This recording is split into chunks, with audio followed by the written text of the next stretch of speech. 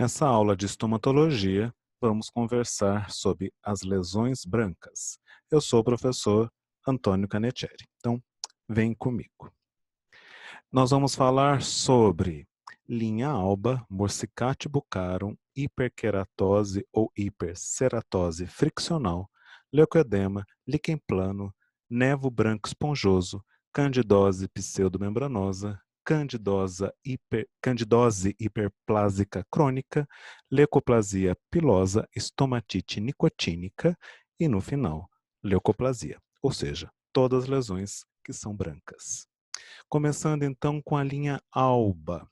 A linha alba, na verdade, ela não é considerada bem uma lesão, não necessita tratamento, é mais uma resposta da mucosa a uma possível irritação por causa da fricção e sucção que a mucosa sofre em relação às superfícies vestibulares dos dentes quando eles estão em oclusão. É por isso que ela é mais evidente na região de molares, onde justamente existe ali uma superfície oclusal mais significativa. Se a pessoa, por exemplo, perder um desses dentes, a linha alba desaparece. É uma reação porque a mucosa produz mais queratina, por isso que ela fica branca, mais branca, né? Então a gente encontra na mucosa jugal a nível do plano oclusal. Será bilateral se a pessoa tiver todos os dentes. Uma segunda lesão importante, morsicate buccarum ou simplesmente mordida crônica da bochecha. Se essa mordida for na língua, será morsicatio linguarum. Existe aí, na verdade, uma ação consciente, muitas vezes até não tão consciente, mas existe aí um hábito nocivo que a pessoa fica mordiscando a mucosa jugal ou a lateral de língua como se tivesse induzindo que a mucosa solte, como eles dizem para a gente, uma pelinha. A gente sabe que não é pelinha, né? Então acontece na mucosa jugal, ao longo do plano oclusal e poderá ser bilateral ou não, conforme o hábito nocivo da pessoa. Então aqui está esse aspecto de mucosa que foi mordiscada, né? Como se ela sofresse, como se estivesse arrancando esses pedacinhos da superfície da mucosa. Aqui no caso, uma morsicate buccarum mais leve, mas a pessoa exercia isso de uma maneira bilateral. Uma terceira, a hiperqueratose friccional, é quando existe ali, você identifica um agente traumático. Esse agente traumático ele é crônico, ou seja, de longa duração e de baixa intensidade, porque se ele fosse de alta intensidade, iria originar uma úlcera, né?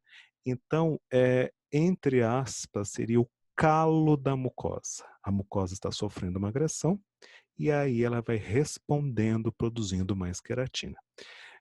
O diagnóstico precisa, para ser dado esse diagnóstico precisa, após a remoção do trauma, após a remoção do agente traumático, do trauma, essa lesão precisa desaparecer, né?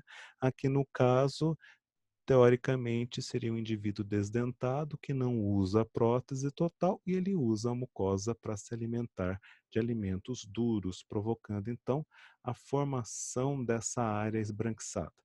É comum a gente encontrar, por exemplo, quando a pessoa perde o dente inferior e o dente superior começa a extruir até tocar na mucosa. Aí a mucosa começa a responder com uma formação de mais queratina, originando essa área esbranquiçada. Se a gente remover o dente superior, essa lesão, teoricamente, precisa desaparecer para ter o diagnóstico de hiperqueratose friccional. Se persistir ainda alguma área branca, precisa realizar a biópsia.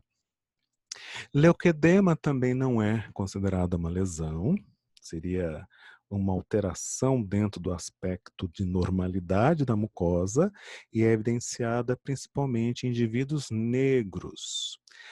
Na mucosa jugal, de maneira bilateral, podendo estender-se até a mucosa labial. A gente vai visualizar um aspecto branco, difuso e muitas vezes a presença de estrias, podendo até confundir com líquen plano. Para a gente fechar o diagnóstico, a gente vai tracionar essa mucosa, tá vendo? Essa mucosa branca com as estrias, você puxa, traciona e esse aspecto esbranquiçado, essas linhas brancas desaparecem ou ameniza. Diagnóstico, leuquedema, não é necessário tratamento porque a mucosa jugal da pessoa é assim. É normal isso. Líquen plano é uma doença mucocutânea crônica, né? Então, quando existe na pele, vai apresentar-se essas pápulas, essas pequenas elevações, muitas vezes tem prurido, tem coceira, e na superfície existem essas estrias brancas, estrias de Wickham. É por isso que recebeu esse nome estranho, líquen plano, que é como se fosse o líquen da natureza, aquela associação de fungos e algas crescendo sobre uma rocha. Né? Acomete mais indivíduos de meia idade, mais em mulheres do que homens e provavelmente relacionada com estresse. É interessante que a pessoa pode ter manifestação oral também, ou ela ter simplesmente apenas a manifestação na pele ou manifestação oral. Na boca, a gente vai diferenciar em duas formas: a reticular, que tem as estrias de Wickham, semelhante à da pele, ou a forma erosiva, onde existe ali a presença de ulcerações ou a presença de erosões, ou seja, existe sintoma.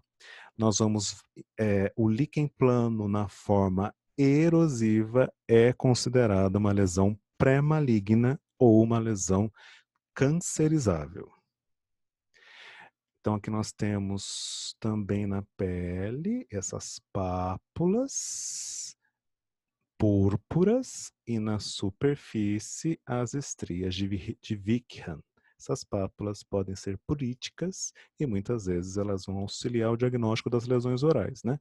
Se eu tiver dificuldade de dar esse diagnóstico numa lesão de boca, eu posso perguntar para a pessoa se existe alguma lesão que comumente aparece na pele dessa pessoa que tem coceira, e aí a gente fecha o diagnóstico de líquen plano, lembrando que é uma doença mucocutânea. Líquen plano reticular, então existe esse rendilhado. Quando é na mucosa jugal, na mucosa palatina, ele é bem característico. Essas estrias são chamadas de estrias de Wickham. Quando elas estão presentes de maneira bilateral na mucosa jugal, é um sinal patognomônico, ou seja, não precisa fazer biópsia, porque esse aspecto em mucosa jugal, bilateral, estrias de Wickham, só acontecem no líquen plano reticular. O diagnóstico é puramente clínico. Não acomete apenas a mucosa jugal, pode acometer a língua, a gengiva, palato e vermelhão do lábio. Não é necessário tratamento na forma reticular. É interessante que o paciente saiba disso, saiba o diagnóstico, para ele não ficar pensando que essa lesão é um outro problema. Aqui na língua, não formam as estrias, formam essas pápulas brancas, por isso que o diagnóstico em áreas que não é líquen plano reticular, em outras áreas que não mucosa jugal, gengiva, palato, o diagnóstico é mais complicado, por isso que a gente precisa muitas vezes perguntar em relação à pele, porque se houver lesões na pele e essas lesões brancas na língua, a gente pode pensar em líquen plano reticular. Não vamos abordar o líquen plano erosivo, porque nós estamos na aula de lesão branca. Nevo branco esponjoso é uma doença rara, hereditária, e existe um defeito no gene relacionado com a queratinização da mucosa. Então, vai existir nesse indivíduo placas brancas espessas de aspecto não muito bonito em todas as mucosas. Né? Então, é mais comum na mucosa jugal, mas nas outras mucosas também. Então, são placas espessas, verrucosas, são normalmente bilaterais, simétricas e assintomáticas. Informação importante, já que é uma doença rara. As outras lesões brancas, elas surgem normalmente em indivíduos a partir da fase adulta. o névoa branco esponjoso está presente no indivíduo desde a infância ou desde a adolescência. E muitas vezes vai ter outros membros da família que também têm essa lesão. Então, isso é muito importante em anamnese. Aqui a foto do bórax, do livro do professor Bórax, mostrando então essas placas brancas na mucosa jugal com diagnóstico névoa branco esponjoso. Existe um exame complementar importante que pode ser feito super simples, que é a citologia esfoliativa com a coloração de Papa Nicolau. E aí a gente vai ver que existe uma condensação eosinofílica cor-de-rosa ao redor do núcleo, nas células epiteliais mais superficiais da mucosa que foram removidas quando a gente fez a raspagem da citologia. Tá? Não requer tratamento. Formas brancas da candidose. A mais comum é a pseudomembranosa. São placas brancas, interessante que são destacáveis, ou seja, removidas a raspagem, tem um aspecto de leite coagulado, cremosa, hálito fétido, né, entre os sintomas, e o indivíduo relata sensação de queimação. Então, é importante para o diagnóstico aí, que são placas brancas removíveis à raspagem. Existe uma forma de candidose que não é removida a raspagem, que é a crônica hiperplásica, mas não é destacável, né? E elas são assintomáticas, não é igual ao anterior, que tem a sensação de queimação, mais comum na região anterior da mucosa jugal, apesar da foto aqui estar no rebordo. Na dúvida, pode-se pensar em fazer biópsia, né? Porque existe aqui uma suspeita, pode pensar até que é leucoplasia, pode fazer aí a prova terapêutica, pedir para a pessoa fazer o bochecho com antifúngico, no caso a anistatina, e aí verificar se essa lesão desaparece. Se essa lesão desaparecer completamente, aí o diagnóstico é candidose crônica hiperplásica. Persistiu área branca, deve-se fazer a biópsia. Leucoplasia pilosa, nossa oitava lesão. É uma lesão branca também não removida a raspagem. Essa foto é bem clássica. Por que é pilosa? Porque o aspecto clássico são essas estrias verticais brancas que lembrariam pelos. Só existe na lateral de língua. É lógico que ela pode estender para a superfície dorsal da língua, mas classicamente é na lateral de língua. É efeito de vírus, não é o HIV. É algum vírus que se aproveitou da imunodeficiência e está provocando essa lesão no indivíduo. É o vírus Epstein-Barr. É interessante que não é exclusiva do HIV, então tome cuidado com isso, mas é bem típico no paciente HIV positivo. Significa em indivíduo HIV positivo, então preste bem atenção. Em indivíduo HIV positivo é sinal de imunossupressão. Esse indivíduo pode estar e deve estar caminhando para AIDS, que é a fase final da infecção pelo HIV. Estomatite nicotínica é o nome completamente errado, que não tem nada a ver com a nicotina, e sim uma resposta da mucosa ao calor do fumo. Ali está escrito tabaco, cachimbo, cachimbo, charuto, né, em relação ao fumo do tabaco, que pode ser na forma de cachimbo, cigarro, charuto. Tá? Mais comum em homens, gênero masculino, acima de 40 anos. Nós vamos ver o aspecto que essa mucosa palatina vai estar esbranquiçada e apresenta pontos avermelhados no centro dessas pápulas. Nessa área, nessa mucosa esbranquiçada, existem pápulas avermelhadas, pequenas elevações avermelhadas, que têm pequenas elevações que têm pontos avermelhados centrais. Tá? É reversível após a remoção do hábito. Então, se a pessoa parar de fumar, esse aspecto da mucosa palatina, então exclusivo da mucosa palatina, desaparece. Lembrando que, apesar do nome, não é uma lesão pré-maligna. Aqui nós temos, então, né, a mucosa palatina de um fumante, de um tabagista, esse aspecto esbranquiçado que muitas vezes, com essas fissuras, vai lembrar aquele solo seco de um sertão.